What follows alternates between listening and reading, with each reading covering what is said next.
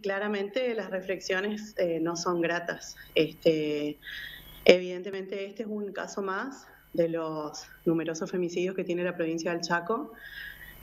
Por cantidad de habitantes, Chaco es una de las que más femicidios registra por año, en lo que van de los registros, por lo menos del Registro Nacional de Femicidios que lleva adelante la Corte Suprema de Justicia, cuyos datos se los proveemos desde las provincias. Y bueno, este caso, además de ser el número 10 o el número 11, que estamos estimando esas cifras para el año 2021, reviste especial gravedad porque es verdad que esta chica, esta víctima, realizó muchísimos pedidos de auxilio al Estado, digamos, en su faceta justicia y presumo que también a otros organismos del Estado. Sin perjuicio de eso, este chico, este agresor, este violento, asesino, fue condenado, fue procesado, tenía muchísimas causas que ya estaban procesadas, de hecho tuvo una condena de parte del Juzgado Correccional número 1, que fue dictada este año, pero era una persona claramente con un profundo desprecio por la norma, mucho tiempo pasó prófugo en estos procesos, era difícil ubicarlo. Y la verdad que sí, queda en evidencia con el desenlace tremendo que tuvimos, que todavía faltan muchísimas cosas por corregir y mejorar en lo que son las prácticas del Estado a la hora de abordar estos casos. Se hicieron cosas, se atendió la problemática, pero quizás se pudo haber trabajado mucho mejor, de forma más eficiente. Con este tipo de agresor, porque nosotras se sabe que no todos los agresores tienen las mismas características, digamos, las violencias de género son muy complejas, todos claramente que generan daños y daños gravísimos, pero hay algunos sujetos como este que claramente tenía cuestiones psicopatológicas, se percibe, ¿no? O sea, un nivel de gravedad en su accionar mucho más alto de lo que se ve normalmente, lo cual no le quita gravedad a los otros, quiero decir, ¿no? Pero son personajes muy complejos. Y quizás ese nivel de gravedad, ese nivel de riesgo no fue detectado a tiempo, no fue atendido a tiempo como para realmente evaluar la situación de riesgo y vulnerabilidad en la que estaba esta víctima. Y si bien, como te digo, la justicia accionó, se podrían haber hecho mejor las cosas, digamos. Sí, se pudo haber hecho, pero esto también no es un caso aislado, es muy grave, es uno de los más graves que quizás ha sufrido nuestra provincia en este sentido, no tanto porque por la forma en que fue cometido, hay muchísimos casos de son horrorosas las formas en que mueren nuestras mujeres, en que matan a nuestras mujeres, pero sí por la cuestión institucional que ponen en juego este caso, sí es uno de los más graves que quizás hayamos asistido en los últimos años. Y como te decía, hay muchas cuestiones de detalle que hasta es un poco muy osado de mi parte querer explicarle hoy en una nota periodística a la sociedad, a las familias, cuestiones de detalle que han fallado, que tiene que ver con desde los plazos hasta cómo interviene o no interviene un juez, un fiscal en determinadas situaciones propias del expediente, el manejo de los abogados defensores, cómo se trabaja eso desde la justicia. Es decir, muchas respuestas que quizás deberían darlas específicamente el fiscal y la jueza que abordaron estos casos. Pero sí, hay muchísimas cosas que se pudieron haber hecho mejor. Todavía falta muchísimo incorporar en las prácticas judiciales la comprensión cabal de que las violencias de género son tremendamente graves y no son hechos aislados, no se deben interpretar más, conforme aparte esto ya está incorporado en nuestra normativa constitucional y convencional de derechos humanos, no se deben interpretar las violencias de género como otros casos penales. Tienen características muy particulares que ponen a las mujeres en un contexto que se llama de interseccionalidad de violencias, o sea, están atravesadas por muchas violencias, entre ellas la institucional, que es el hecho de no encontrar respuestas adecuadas al nivel de gravedad de lo que están sufriendo.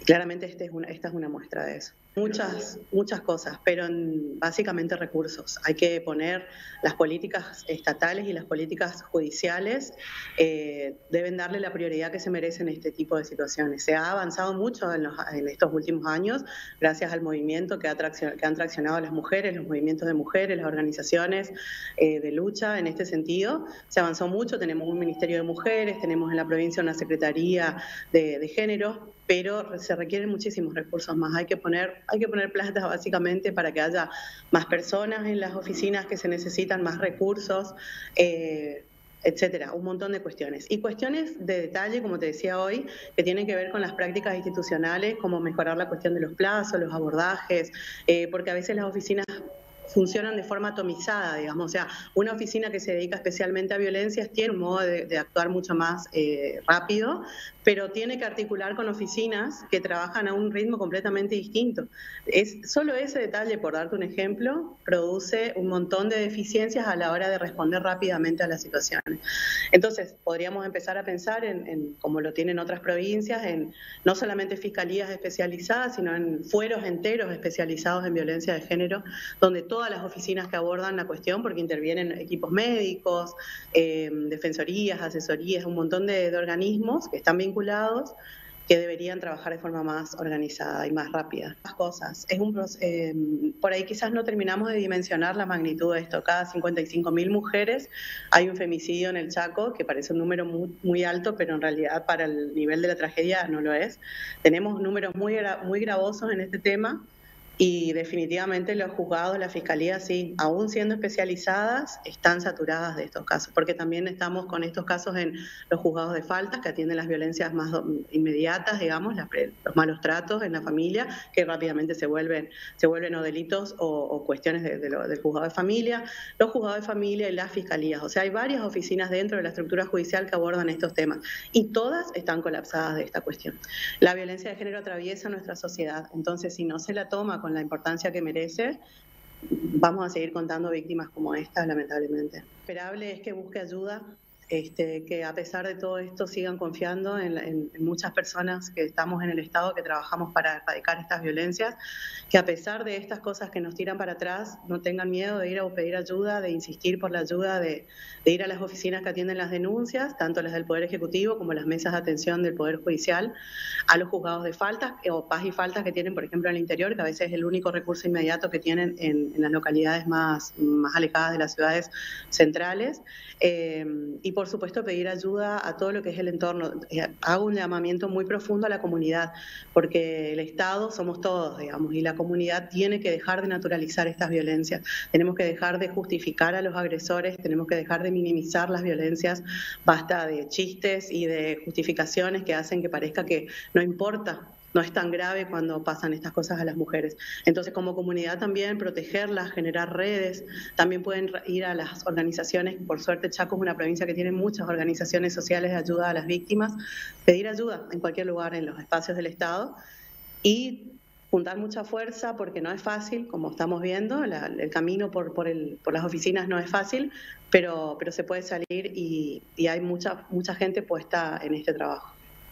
Yo dirijo el Centro Judicial de Género, soy una funcionaria de la justicia, soy una parte más de un engranaje que tiene su falla y tiene sus cosas que funcionan bien, pero a título personal me duele muchísimo. A título personal estoy colapsada emocionalmente por este hecho, no porque este sea más o menos grave que otros hechos, pero claramente nos puso de frente, de golpe, que nos urge, digamos, que tenemos que dejar de esperar que haya tragedias para ponernos a trabajar más seriamente en estas cuestiones. Nosotros desde el Centro de Género estamos a disposición, nada más que eso les voy a decir, estamos a disposición para lo que necesiten, para nada va a responder como ellos merecen a esta tragedia, pero bueno, desde la justicia, por lo menos desde esta oficina, estamos a disposición para ayudar y para contener.